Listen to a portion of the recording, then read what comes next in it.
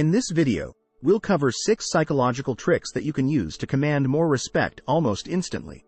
To achieve this, we'll be breaking down some of the most commanding presences that we've covered on this channel. Normally, earning respect requires years of demonstrating high character, but there are exceptions. The first trick to immediately command more respect is to upgrade your thin slice. It's dramatic, but we've all had the feeling that we liked someone the moment we laid eyes on them, like in the crazy stupid love scene. People may form an opinion about someone in as little as 5 seconds. The mistake that most people make here is dressing with the subconscious goal of blending in. Because they're subconsciously scared of being judged. They dress like everyone around them to avoid even being noticed. I don't want to focus too much on this, but there are 2 quick fixes. First, start dressing one level nicer than the situation calls for, which will get you noticed in a positive way. Finn's laces are necessarily shallow judgments, and it can be tempting to chalk yours all up to genetic luck of the draw. You don't have to be Ryan Gosling or Emma Stone to have a strong thin slice. That's precisely what you see in Ryan Gosling and Crazy Stupid Love. Secondly, instead of focusing on choosing the most costly brand you can now afford after your style, pay much more attention to selecting a brand that fits and flatters your body type. The next simple trick to sway your thin slice and instantly command more respect is to physically occupy more space. Tony Robbins, for example, owns the space around him when he speaks, and you can see how it captivates his listener. You know that $3 a week, not $2,500, excites him more than even millions of dollars. You know you did it right the first time around, because you broke in the form in $1 million out of your mind. The objective here isn't to invade anyone else's space in some sort of dominance game. Rather, you can always adjust to make more room for the people around you. Subtly communicating that you aren't afraid of being seen with your body is exactly what restrained gestures and shrinking body language do. Physically taking up more space doesn't have to mean huge hand gestures that demand the spotlight. It could be as simple as sitting asymmetrically or taking up your entire seat. Using your own posture is the simplest and least intrusive approach to occupy more space. Just take a moment to roll your shoulders back a little the next time you're going to enter a place. The next trick is closely related to taking up more space and is to get comfortable with platonic touching. Yes, this one is on hold for the duration of social distancing, but generally speaking, most Westerners are awkward when it comes to making physical contact with others. For example, waving hello instead of shaking hands, and generally avoiding any physical contact after that initial greeting.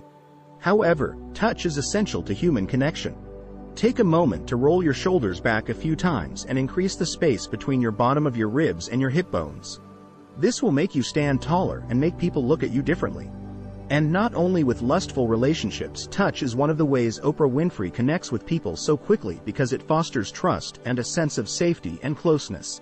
Of course, this needs to be done correctly to avoid creating discomfort, so there are 4 important guidelines to follow. First, avoid touching the hands, arms, shoulders, or upper back. Second, limit the duration of each touch to approximately 5 seconds. If you touch someone for longer than that, they may start to feel unsettling. Third, be a universal touch. Make sure to touch those around you with kindness, regardless of whether you find them attractive or not.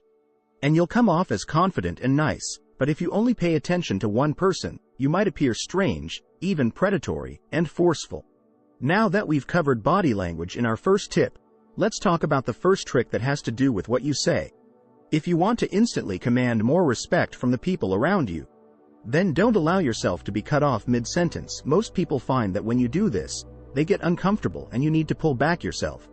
If you see someone stiffen or lean back, then you've gone too far and need to pull back yourself. Don't be like Seinfeld's close talker friend who is completely unaware of people's reactions. When someone interrupts you in a conversation, it's courteous to stop talking, but if you allow them to intimidate you into quiet, you're implying that their thoughts are more important than yours. This is especially true in group settings, regardless of your political party. If you watched the Republican primary in 2016, you saw that this played a significant role in Trump's ability to portray his opponents as weak as a candidate. He supports federal funding for Planned Parenthood, which is something I disagree with.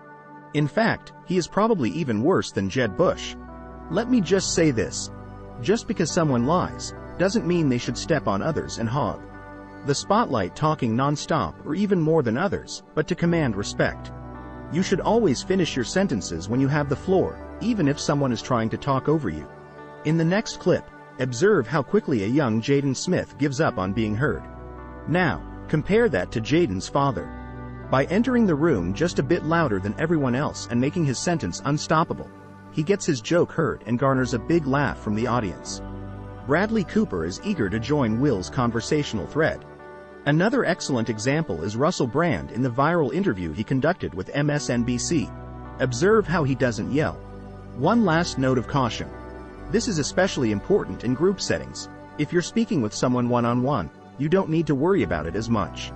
Moving on, the next counterintuitive psychological trick is to compliment your competition. Even if you feel justified in your opinion, sharing it makes you look bitter and jealous. Instead, wait until the other person has finished speaking before he defers. This is something you'd like to learn more about. Instead, acknowledging and applauding your opponent's beliefs and accomplishments demonstrates a confidence that very few people possess.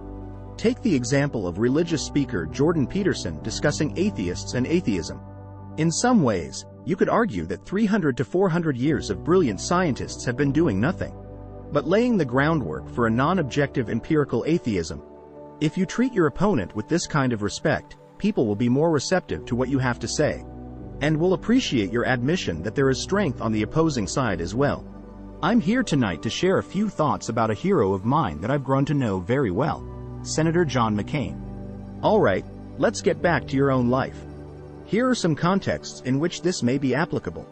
At work, when you compliment a coworker, you elevate yourself as well because you demonstrate your fairness, honesty, and confidence. On the other hand, when you gossip about someone because you think your crush might like them, you actually just make yourself seem insecure and petty and turn off your crush in the first place. Of course, there are exceptions to this rule. There are individuals who have the ability to destroy all of their opponents in a manner that inspires immense respect. Muhammad Ali is a shining example of this. He has a gorgeous swing and is cleaner after a rainstorm.